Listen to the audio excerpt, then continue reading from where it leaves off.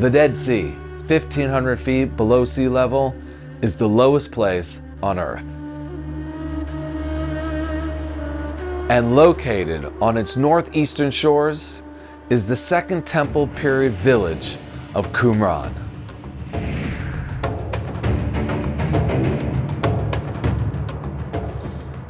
Qumran was settled towards the end of the Second Temple period by a Jewish sect known as the Essenes. You see, towards the end of the Second Temple period, the Jewish people were very fractured. The Essenes, a radical fundamental group who believed in the imminent arrival of the Messiah, moved out of Jerusalem to the edge of the Judean desert. And it was here that they would establish their community.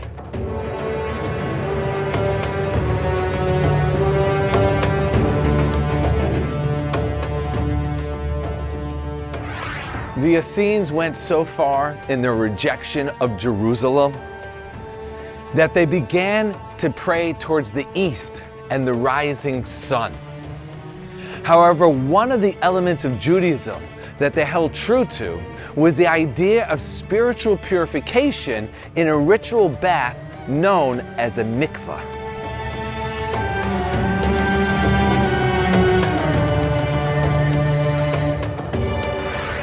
These ritual baths were fed with rainwater that were captured with an elaborate system of cisterns and aqueducts like the one you can see to the side of me.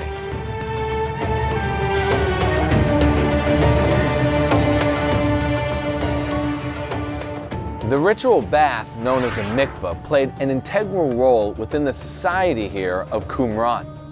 Every mikvah would be divided with a wall down the center. Those that were impure would descend on the right-hand side, immerse themselves in the purifying water, and ascend the other side purified. And this is the origins of the Christian tradition of baptism.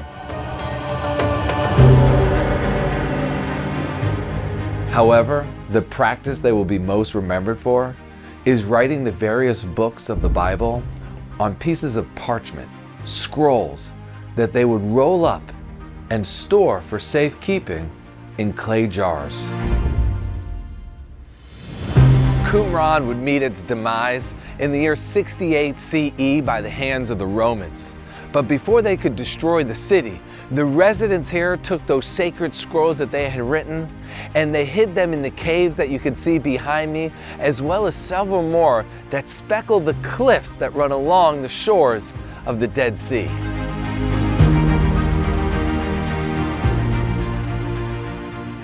Now fast forward almost 1,900 years. A Bedouin shepherd is here, allowing his flock to graze amongst the wild grass.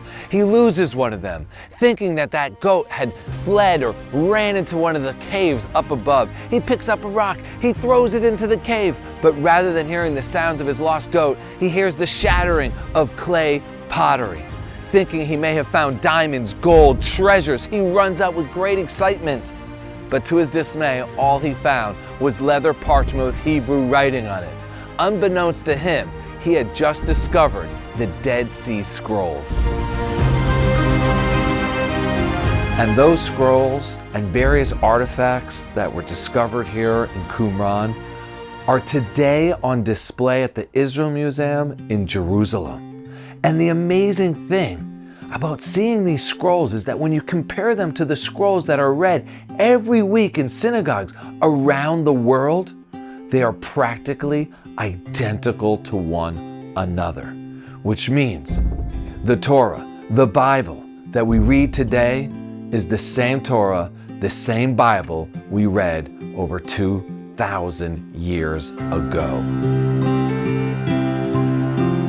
Visitors to Qumran can hike up to the caves, explore the archaeology, and really connect to the history of the land. On your next visit to the region of the Dead Sea, make sure to visit Israel's national park of Qumran.